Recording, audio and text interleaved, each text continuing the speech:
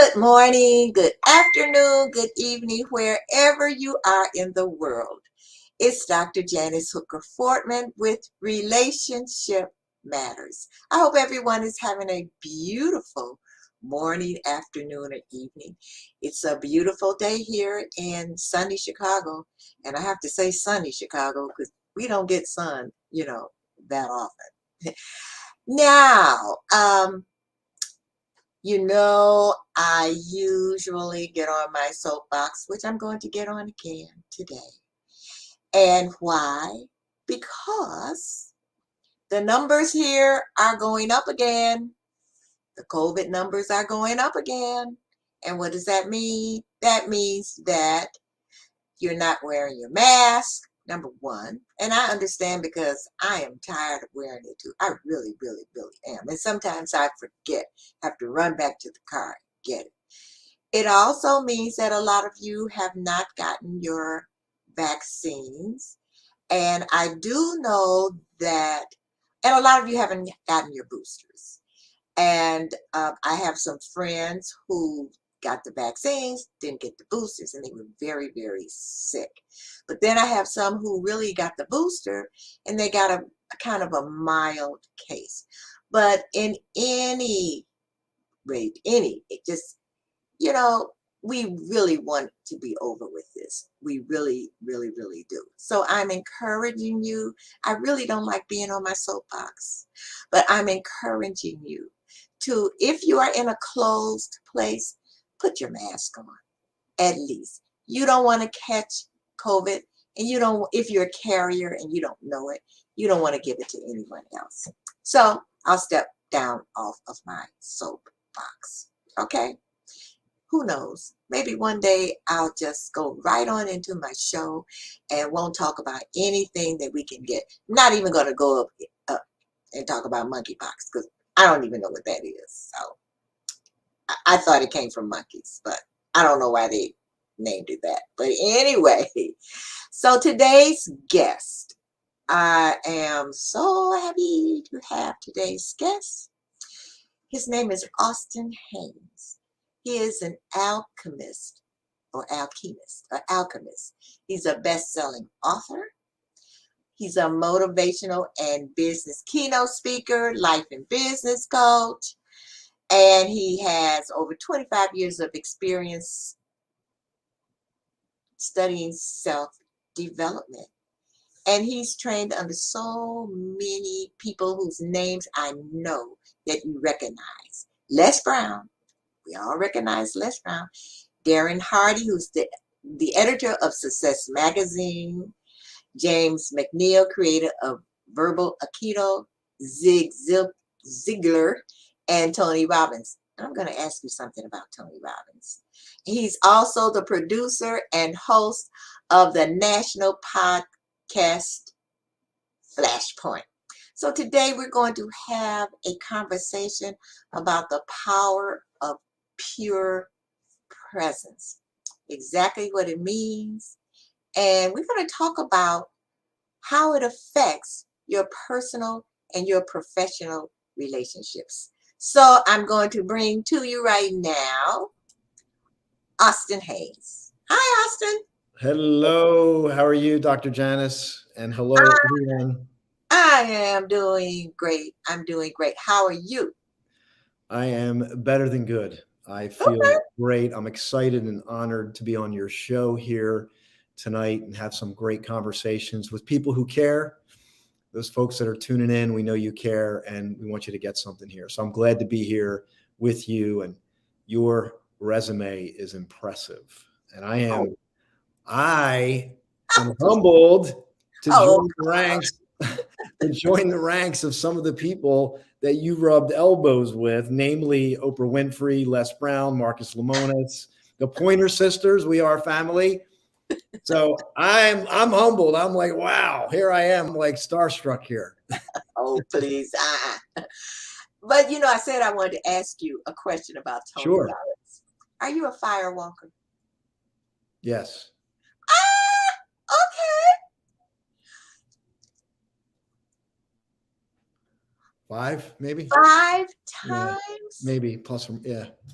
OMG. I only did it once. Only once. I only did it once. You I know only what? walked on fire once. Wait a minute. And they were all behind me. You can do it. You can do it. No, I can't. No, I can't. Yes, you can. Yes, you can. No, I can't. But I did. People, I walked over hot coals. Didn't burn my Good for feet you. or anything. Yes. Good for you. So, Austin, the first thing I want to ask you is, you say you were an alchemist. Am I pronouncing that right? Alchemist. Alchemist. What is it? I love this. Why are you? Why are you an alchemist? I love it.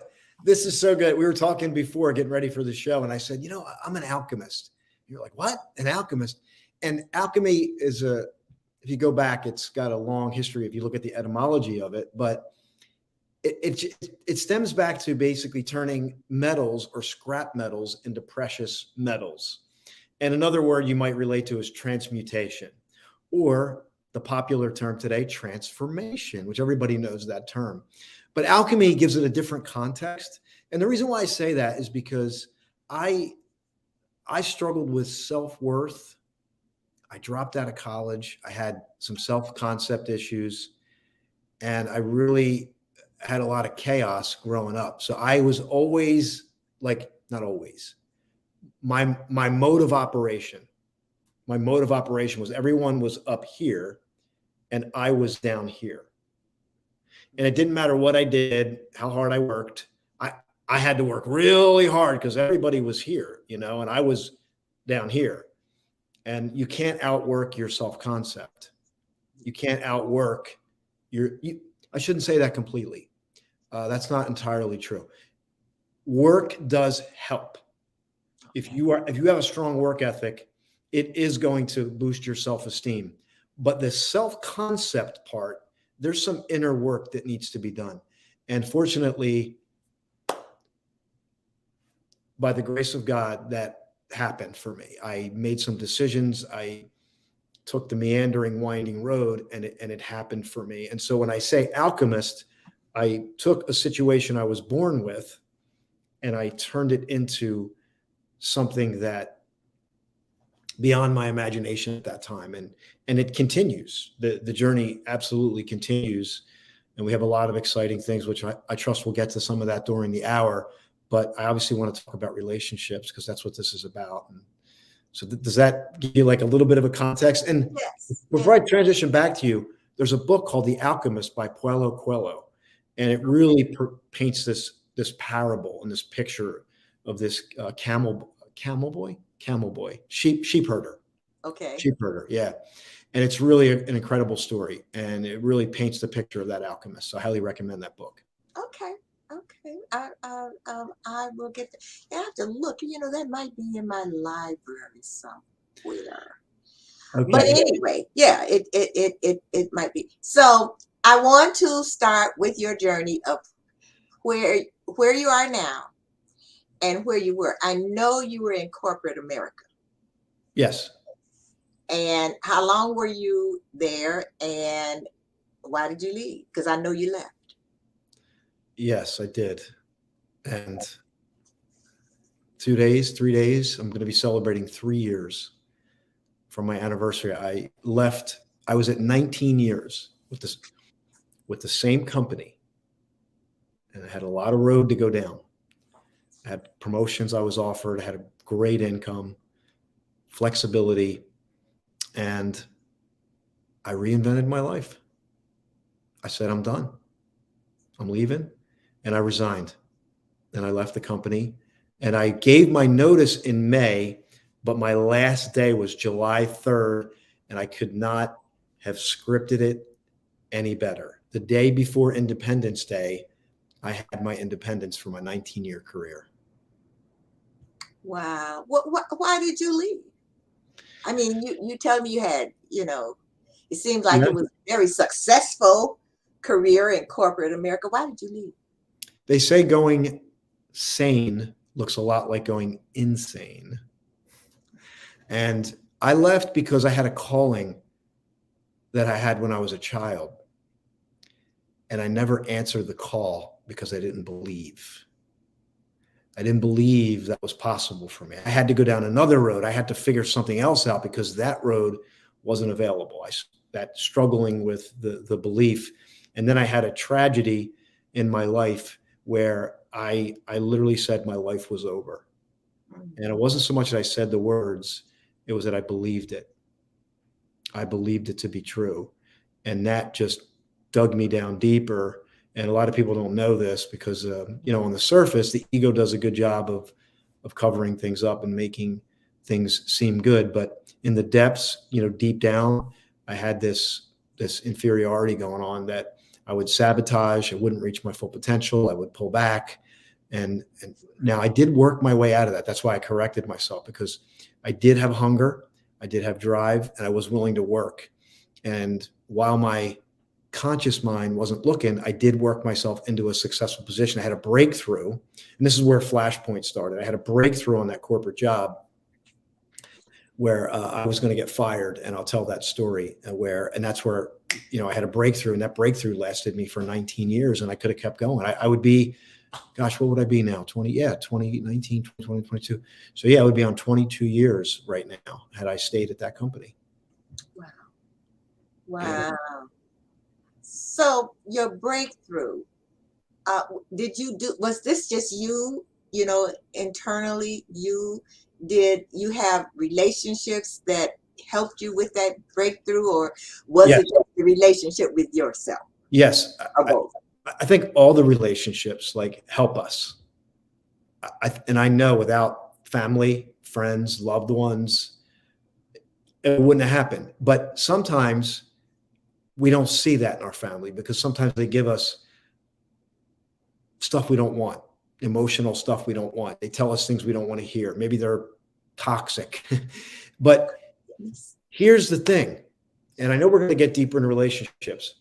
It is our responsibility to learn and to do something different. So for the healthy people that show up, they teach us things that we can learn. For the people that maybe are not a good example, we can still learn. That means everything is an opportunity to learn.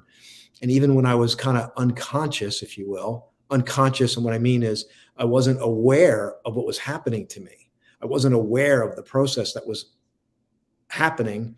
There was love, there was support, there was people, there was some friction, there was all of it, but all of it, there was love. And if one person loves you, that's enough. You get one person that loves you is enough, in my opinion, to build on. Unfortunately, I had more than one person, but we had some unhealthy stuff too. But that love came through, and without it, I wouldn't be here. Okay, all and right. My mom, without my mom's love, my dad loved me in a different way, but without their love, and then I had some step parents that came in, and without their love, I wouldn't be here. Okay, so let's talk about pure presence. What is pure presence?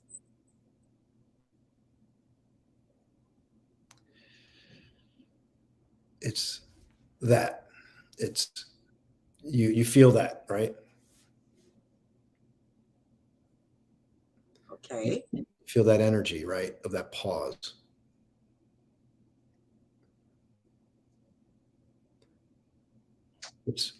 It's a moment where we are open. The brain is loaded with thoughts. The body is flooded with emotions. And it's a ceaseless, nonstop thing. And rare is the moment where we pause.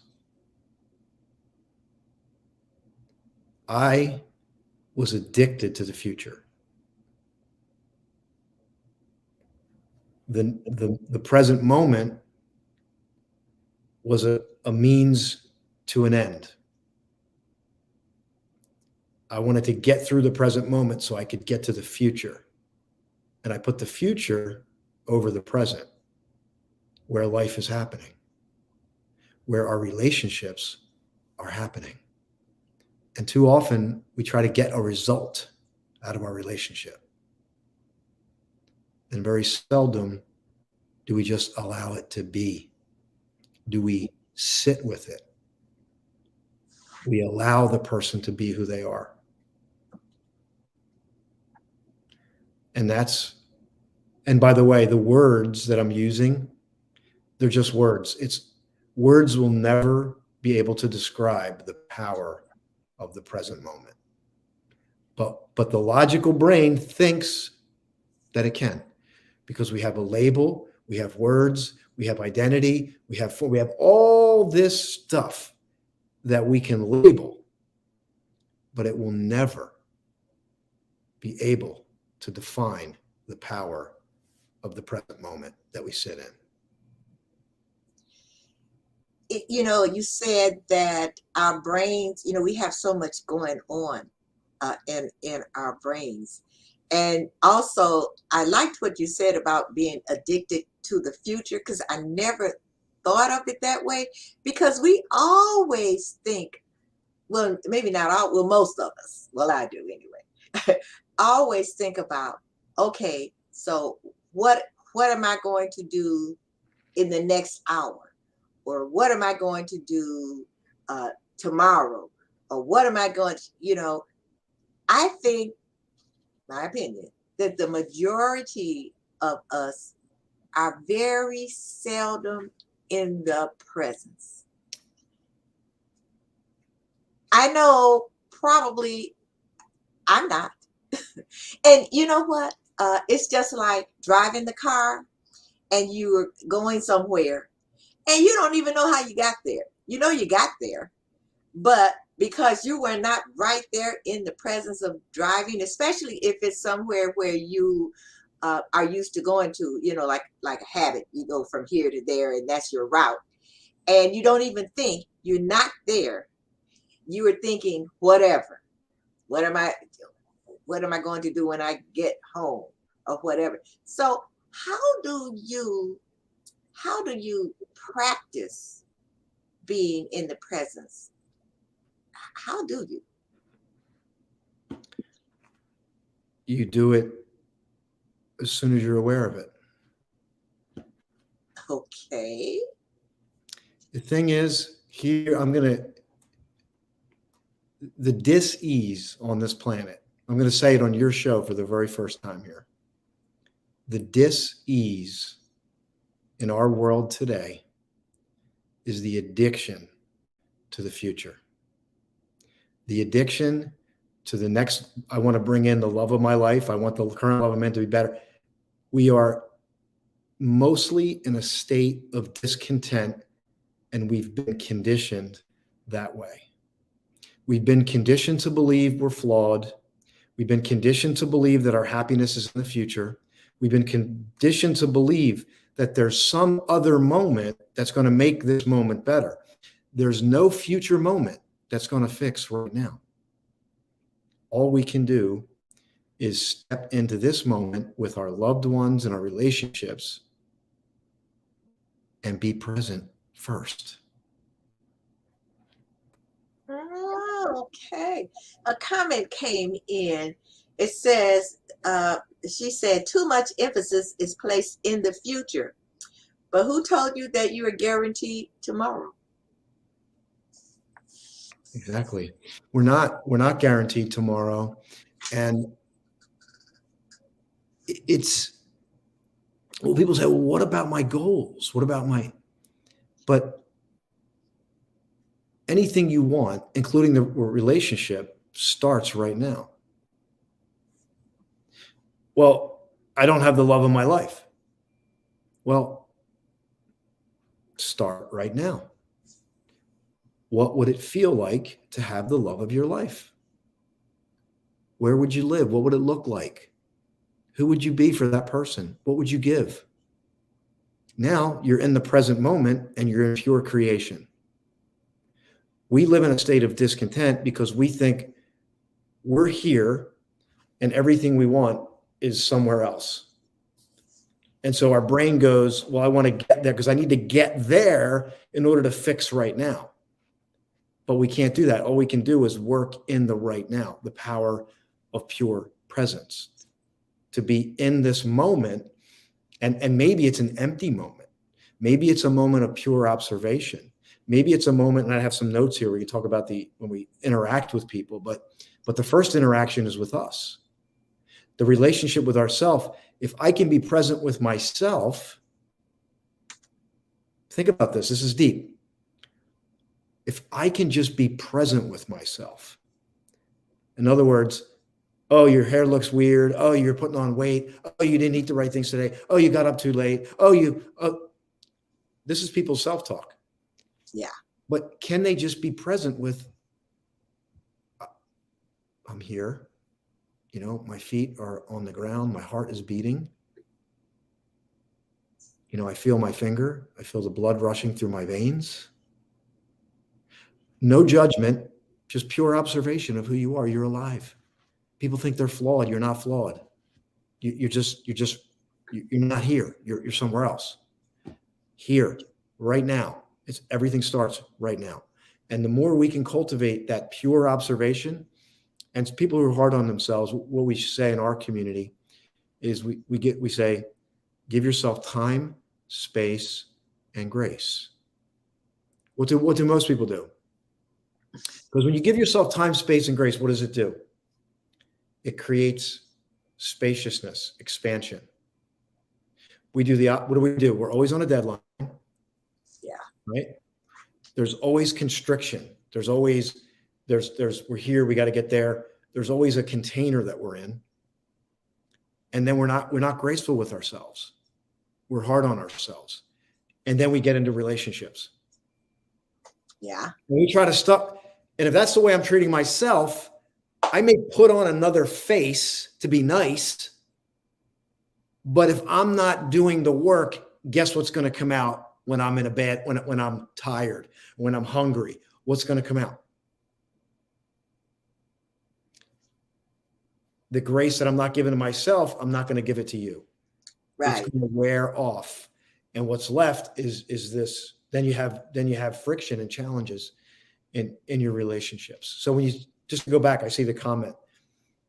I do my best to avoid labels, because as soon as you throw a label on it, there's a context in someone's mind. But the way I liken it, it's a practice every single day. The moment you sit and pause before you jump out of bed, you just practice presence. The moment you hear a bird and you just stop and listen to the bird. And we can do it right now. You just take a breath. You just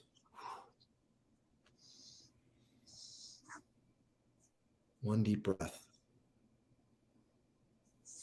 One is enough to pause and bring and usher in the presence. And because the lack of presence is shallow breath. Presence is a free-flowing breath. It's natural. And even if we're not meditating, we're kind of in a meditative state. We're just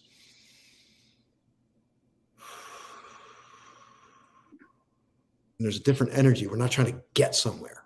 We're not trying to get a result. We're not addicted to some future moment that we're trying to get. We're naturally in this moment. And then whatever arises, we can expand from here.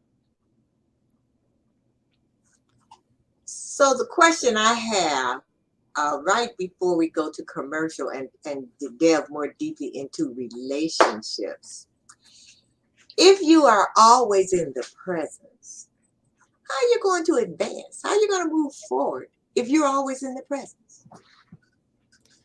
Where's life happening? Well, right, yeah, it's happening in the present. So does this mean you don't plan for the future? That's what I'm asking. Here's the difference. And by the way, I have not mastered this process. Okay. I am mastering.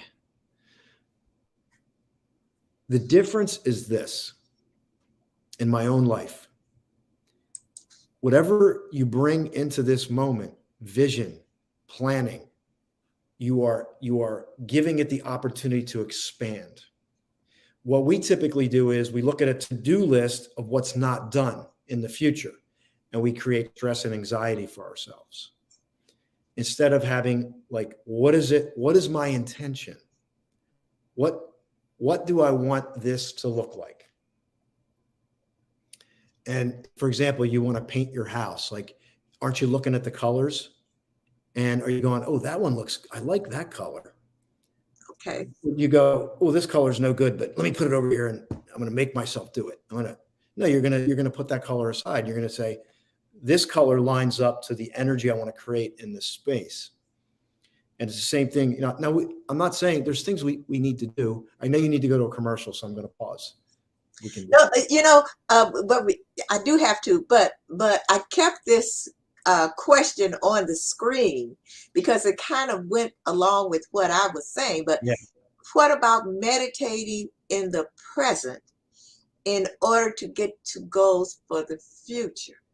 Yes. Okay. Because when you meditate in the present, and here's the thing I like to think about. When we're present and we're in our parasympathetic nervous system, in other words, we're in rest, refresh, digest. We're not in fight, flight, fright. That's what most people are. God, I got to get this done. I got to get that done. Right. That's what, if you think about it, I'm trying to represent it physically versus we're in a calm state of being, what we might be meditating. Then the deeper part of us, even our brain, function of our brain, the reticular activating system, subconscious, is processing billions of bits of information. But if you have a hyperactive, stressed out, conscious mind, you're not going to see it. You're just going to be bringing in fear. But if you allow yourself to pause and meditate, you allow the natural thing to progress. And maybe that future goal, that vision, without vision, the people perish. So there's value in the vision, and the vision happens in the present moment. And when that vision happens in the present moment and it's sparked by emotion, they can't stay separate. It will come to pass. Okay. But you experience it now. All righty.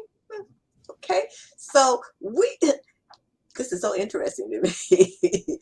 So we'll be right back. So don't go away just a couple of minutes, and we're going to come back and talk about being present in our relationships. So we'll be right back. Don't go away.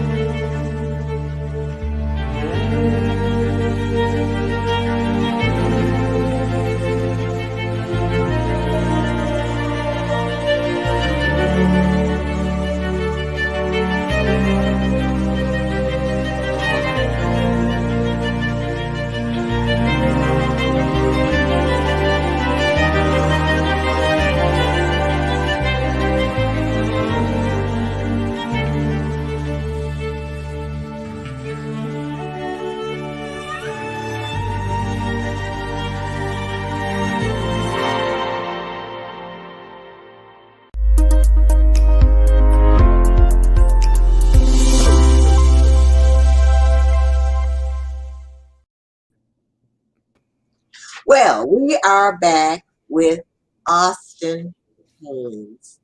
And let's see, a couple of comments came in. Let me see what they are, their questions. Okay, so Sarah Crowley said, I have started reading my book, Practicing the Presence.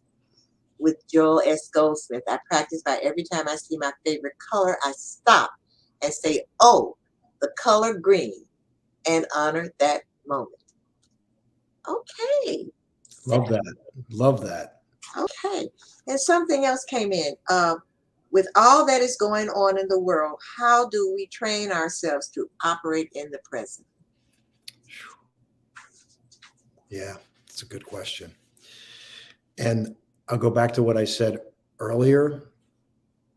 We need to master the micro moments so we can handle the macro moments. Because every big situation is a culmination of smaller things.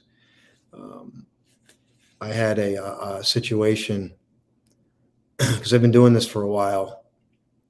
It's been a sideline to my work, and it's coming through me more and more. And I feel the healing power of this. But I was actually going to a yoga session. I was on my bike. I was in the city because I'm right outside of Philadelphia, Pennsylvania. I got my red, white, and blue on July 4th. You know, city of brotherly love and sisterly affection here. But I was going to a yoga class. I rode my bike. I turned around, and this man jumped in my face, and he was about to attack me, like hand coming at me, using expletives that I won't repeat. And I paused. I literally paused. I looked at him. I turned and went the other way. He demanded my reaction. And if I was in like a fight or flight, I might have punched him. I might have ran. I did neither. And that moment for me was like, there you go. That is when, now, does it always happen? No, sometimes we slip. But in that moment, I was there. I was present, and I paused. And that really spoke volumes to me. And it dissolved the situation, right? Because when life comes at us, what does it demand? What does it instigate? It's a trigger. And what does it do? It demands a reaction. Yeah. If we have a lot of pain, people that have carrying a lot of pain, a feather can set them off, right? And it's like somebody cuts them off, and the next thing you know, they're on a rampage, right? And so this is a micro practice as much as it is sitting down for an hour and just being still. Again, I stay away from all the stuff. Whatever works for you. If you can find stillness and breath, it's a win.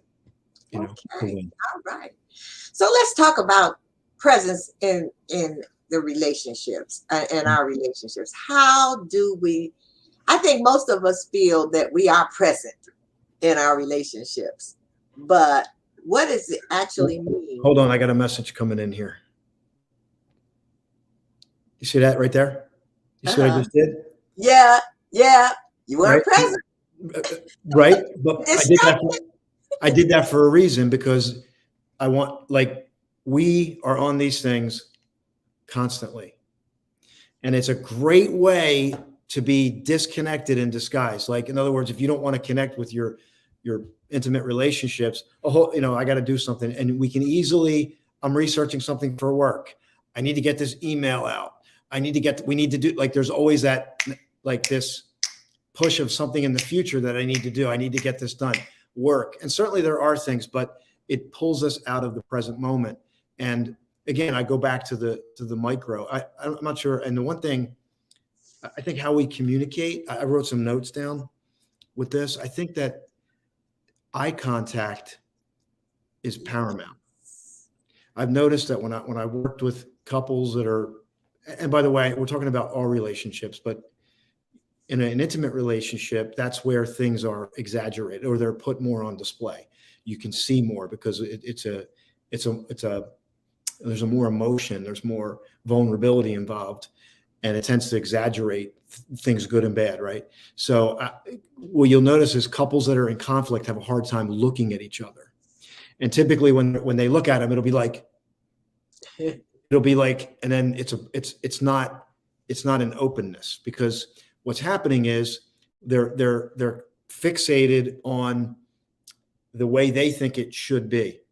And it's typically, it's the old he said, she said. How do you get out of that? Well, you get out of that by creating a space of pure presence. And the thing I wrote down is, if you love somebody and you're in a relationship with them, the gift is empathic listening. Number one, eye contact. Number two, empathic listening. And here's the thing. How do I do empathic listening? How do I know when I'm being an empathic listener? You know, because you haven't prepared a response. You're not listening with your head to respond. You're listening with your heart to understand. That requires 1000% presence. You know, and then once you're able to give this, and it's, to me, it's a gift. And there's a pause. And I'll talk about the work of Harville Hendricks, right? The imago therapy. I'm not sure if you're familiar with that, but imago therapy is very powerful. It's a listening to understand, and then it's a did I get it? Am I? And it's been around forever, so they call it imago therapy. But it's, did I understand what you said, Janice? Is this what you said? Am I getting it? I'm sensing you're feeling this way. Is this what it is? I'm not preparing my response. I am listening to understand. My responses, I forgot, I put them away, right? Because I'm not trying to argue my point anymore. And why it's a challenge is because men think, we know this, men think logically. Men come in with logic, women come in with emotion. Women will not respond, and I say men and women, masculine energy, feminine energy, right? It's not the same mode of operation. And the only way out is presence and understanding. Well, I know it's all about communication, because I think most of us, when we are talking with someone, you know, call ourselves communicating with someone, we are thinking about how we are going to respond, which ends up with misunderstandings. Because if you don't say, let me understand what you said, and repeat back, then sometimes the person repeats back, and you'll say, you're not even listening to me, you know, because you're so busy responding. And to be present in that moment, I think it takes a lot of practice, because most of the time we're thinking about how we're going to respond. So you know, I'm thinking this, you know, that you're not present when you're thinking of your response. So you got to practice that, right? You got to practice that. Right. So what I'm hearing you say is that people don't listen. They're listening to respond. Is that what I'm hearing you say? Yes. And you just did that. Exactly. Just what I said. Right. Right. But Exactly. And that is something that you can master. But again, when you got emotion involved and people are upset, they're arguing for their point. And as old as human history, and it will not stop, whenever there's emotions involved, people are going to argue for their point. And the way out,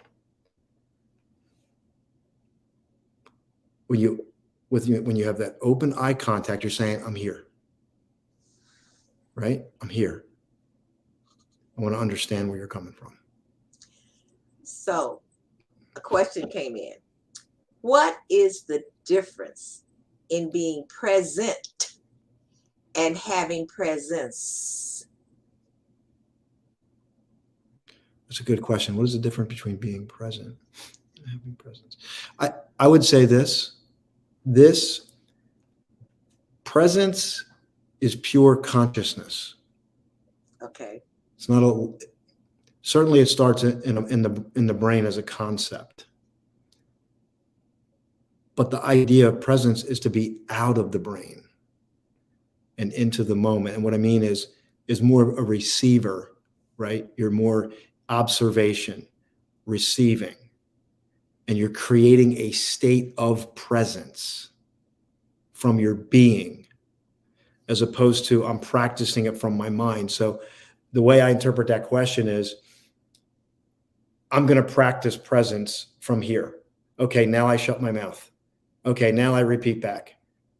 Right? So I'm doing it as a mind, as a logical mind process, versus creating a state of presence is coming from the depth of your being and listening with every bit of your soul. Okay. And, right. and what I mean is like, and that's what your intimate relationship requires. You know, I believe it does. Okay. All right. Here's something that came in also. Let me put it up. You might want to comment on this. Gwendolyn Dunbar says, I believe that we learn from our past. We take every moment to enhance our presence, but always keeping in mind preparing for a better future.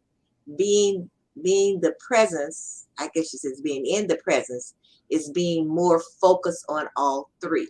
You believe that? I believe that we learn from our past. I'm just reading that. I believe we learn from our past.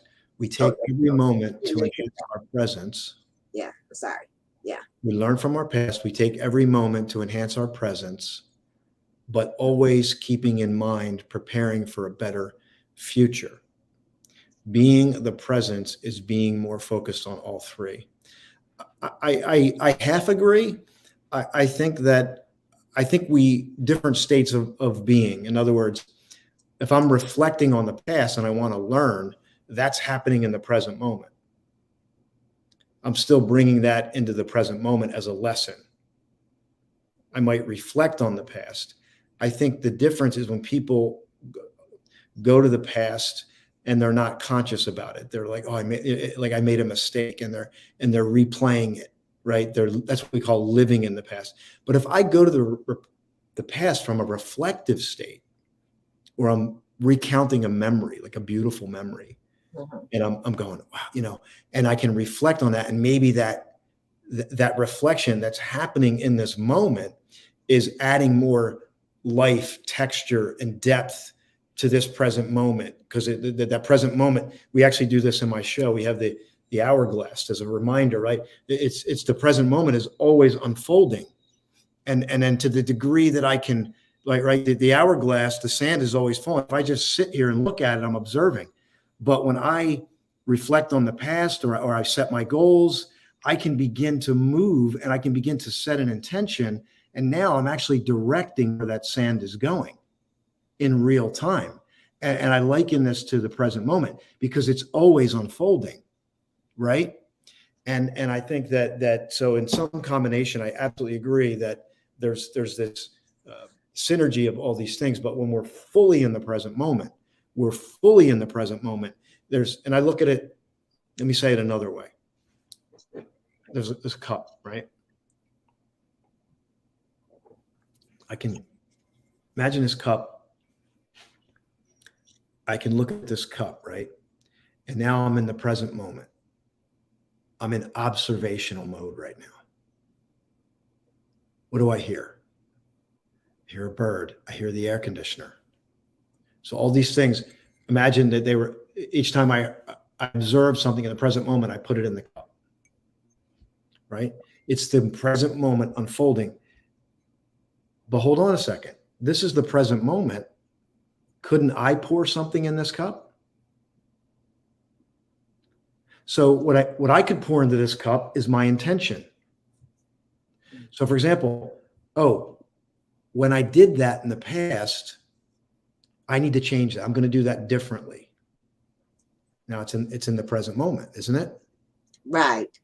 So the present moment is filled with observations of life happening around us, but because we're a part of life and we have the power to intend, we can pour into that present moment.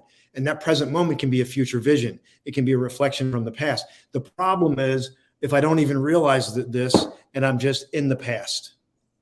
Right. And I'm not here at all. I'm playing this thing over and over again in my mind, and I'm lost in it, and I blew it, and I ruined it, and I messed it up. And I'm saying, no, even in your relationships, somebody did something bad in a relationship. Let's get here and now. Let's get present, and let's see if we can turn things around by fully stepping into and accepting what is. Okay. It's hard to do, Austin, but you've been practicing this for a while. I'm going to try. I have this book by Eckhart Tolle, and he talks about being in the presence, Yes. and so you practice this for a little while, but then you get distracted. So, Okay. a word can distract you. A bird can distract you. A word. A word. Okay. Yeah. Like, what's an example? I'm talking with you, and then someone just says, well, you just did it. You say, what's an example? So that kind of distracted me a little bit, but Okay. I can be in the present, and someone could say something else, and I'm distracted. I turn my head, and there I go. Now I got to try and get back. How does that feel? Actually, it's frustrating. Frustrating. Okay. Yeah. So you feel frustrated when you're focused on something, you're in the present moment, and someone says something, and now you're distracted. So now you're frustrated, right? Right. Okay. And what else? Well, probably won't get back into the present. That's for sure.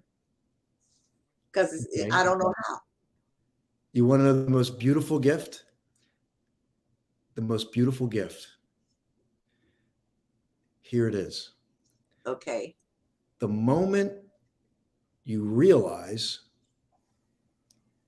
you're out of the present moment is the moment you're back in the present moment. The frustration is an interpretation of the moment. But you don't have, see, this is the beautiful thing. This is the micro moment. And I was just at the Eckhart Tolle retreat in Phoenix, Arizona, a few weeks ago. Okay. So this is something I've been practicing. And then I went there and I got to experience it. So I'm training myself. But once you realize and you say, oh my gosh, I'm frustrated. You're basically saying, I'm frustrated in this moment, which is part of the present moment. I'm in the present. Okay. Never thought of it that way. Right. So what I say now, like, here's the cup. I got distracted.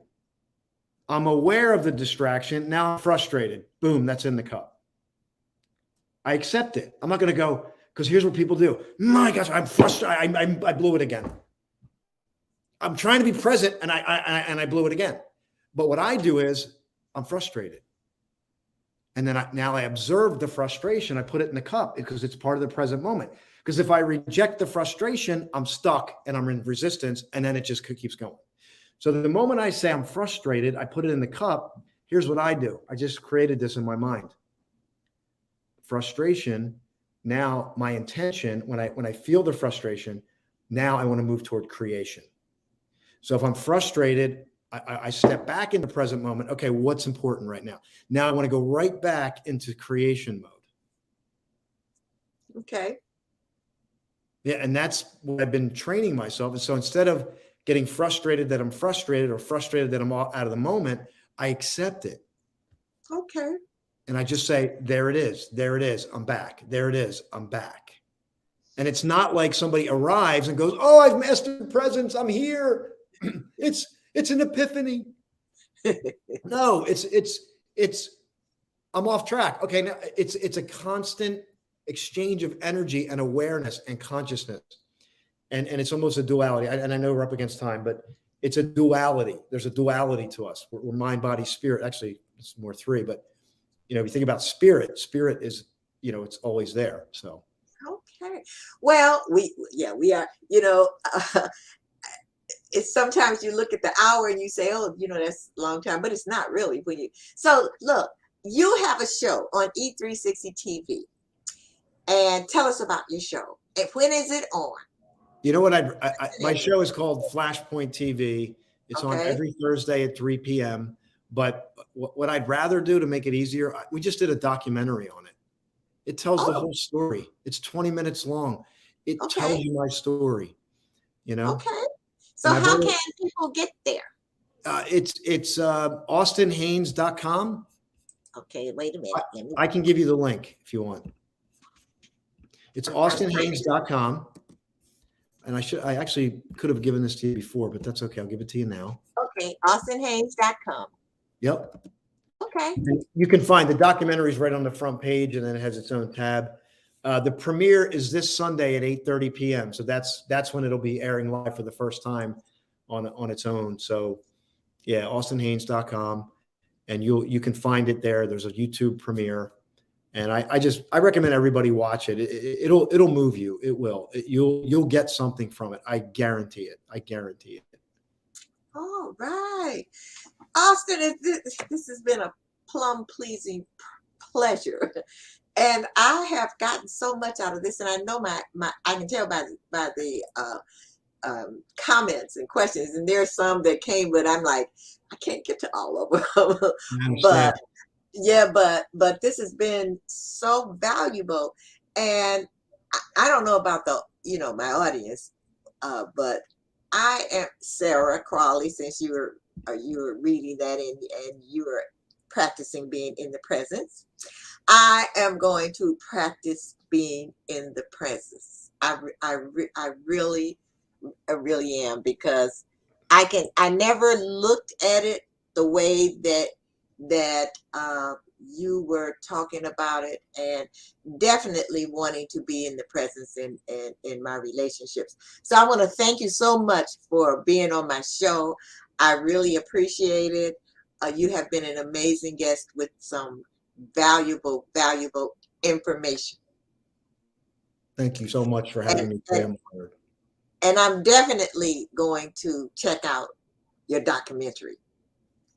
And I'm going to leave it running across the lower third, just in case someone has to run and get their pen and write that down. So you have a beautiful, blessed rest of your evening. You too. God bless. Have a great night. Have a great night, everyone. Thank you so much. Wow, that has been great. That has been great. I didn't even get to my other commercials. I didn't get to my stuff, which I'm getting ready to do right now before we go.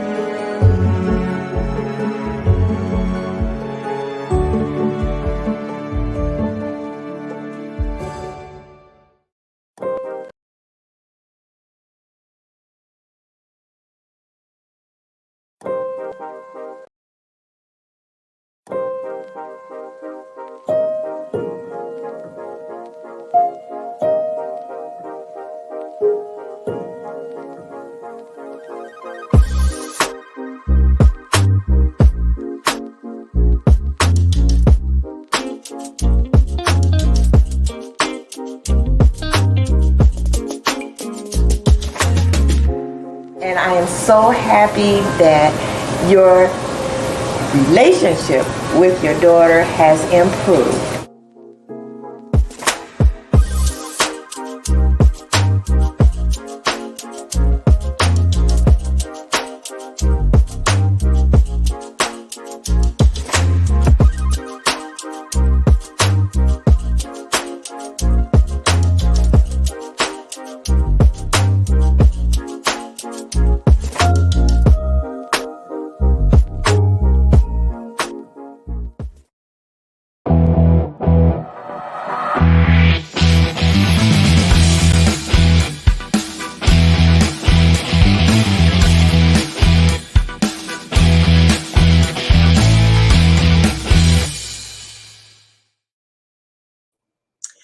Well, if you would like to purchase my book, The Secrets to How Not, there it is, to Throw Mama from the Train, it's available on Amazon.com in the hard copy and also in the ebook. And if you love the promos or the videos that you see, be sure and contact me at janfornow125gmail.com. Also, if you would like to be a guest on my show, just send me a bio and a headshot to janfornow125@gmail.com. I hope to see all of you next week. I am going to have Dr. Shelley Ahmad, who is the founder of the Puddle Project.